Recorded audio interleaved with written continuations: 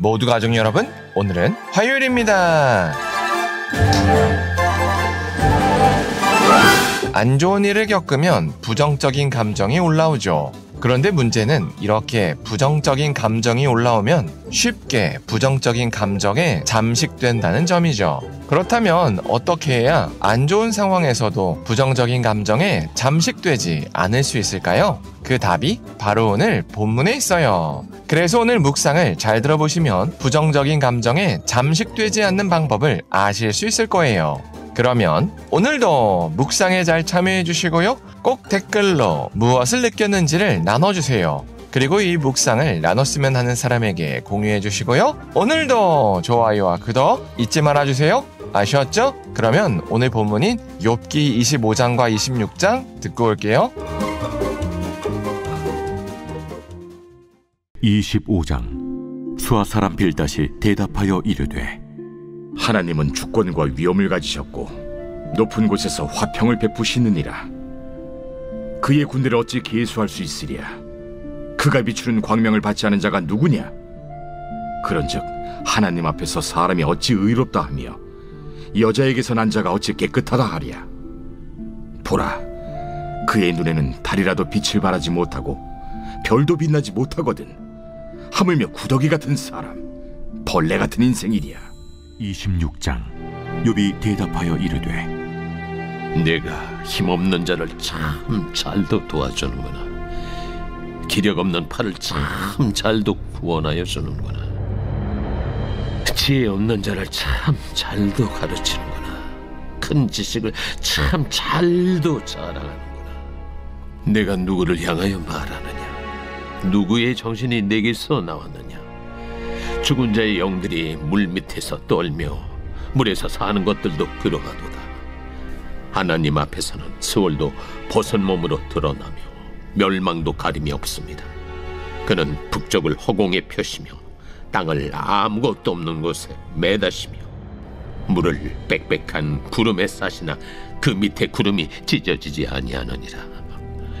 그는 보름달을 가리시고 자기의 구름을 그 위에 펴시며 수면의 경계를 그으시니 빛과 어둠이 함께 끝나는 곳이니라. 그가 꾸짖으신즉 하늘 기둥이 흔들리며 놀라느니라.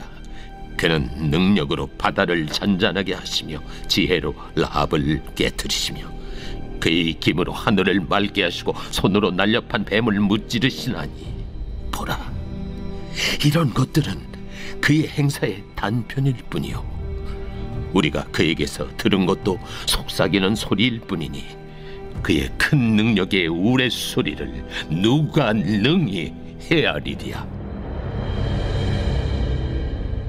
하나님께서 불의한 자를 심판하시지 않으신다는 욥의 말에 수아 사람 빌닷이 대답했습니다. 빌닷은 하나님의 권세가 큰데 어디 감히 벌레와 같은 사람이 하나님 앞에서 의로움을 운운하냐며 따졌습니다. 이는 하나님이 악인을 벌하시지 않는다는 욥의 말에 대한 반박이었습니다. 그러자 욥이 다시 답했습니다. 욥은 빌닷이 아무 생각 없이 그저 욥을 이기기 위해서 아무 말이나 한다는 것을 알았습니다. 그래서 내가 누구를 향하여 말을 하며 누구의 생각을 베껴서 말하냐고 책망했습니다. 그리고 욥은 빌닷이 가진 좁은 식견을 넓혀주기 위해서 입을 열었습니다. 그렇게 욥이 말한 내용은 하나님의 천지 창조였습니다. 하나님은 땅을 공중에 매다시며 구름 속에 물을 채우시고 수면에 경계를 그으셔서 빛과 어둠이 함께 끝나게 하시고 입김으로 하늘을 맑게 하신다며 창조주 하나님의 권능이 얼마나 큰지를 설명했습니다. 이렇게 욥이 창조주 하나님의 광대하심을 말한 것은 그동안 욥이 보여준 모습과는 사뭇 다른 모습입니다.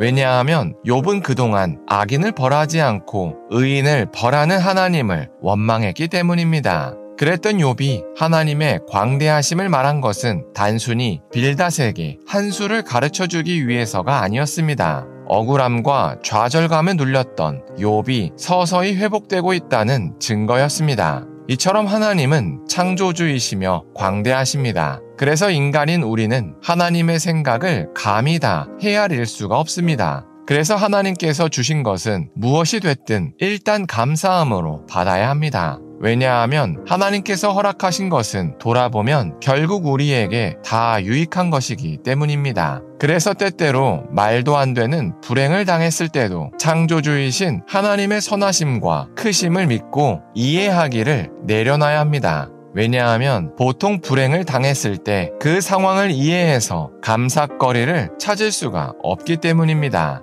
그래서 일단 이해하기를 내려놓고 그냥 이해할 수는 없지만 이 상황을 주심에 감사해야 합니다. 그러면 부정적인 감정에 잠식되지 않습니다. 그리고 시간이 지나다 보면 이해할 수 없었던 그 일이 왜 우리에게 필요했는지를 인정하게 됩니다. 왜냐하면 하나님께서는 선하시고 광대하시기 때문입니다. 그러나 현실적으로, 감정적으로 이미 화가 난 상황에서는 이렇게 감사하는 게 어렵습니다. 그래서 우리는 이럴 때 예수님께로 도망쳐야 합니다. 왜냐하면 우리를 위하여 예수님께서 십자가를 지신 사건은 시간이 흘러도 결코 변하지 않는 사건이기 때문입니다. 그래서 감정적으로 화가 난 상황에서는 억지로 우리를 예수님의 십자가 앞으로 끌고 나가야 합니다. 그러면 부정적인 감정에 잠식되지 않을 수가 있습니다. 그래서 우리가 오늘 하루를 살 때 하나님의 선하심과 크심을 믿고 때때로 이해하기를 내려놨으면 좋겠습니다. 그래서 일단 감사함을 찾아서 부정적인 감정에 잠식되지 않았으면 좋겠습니다.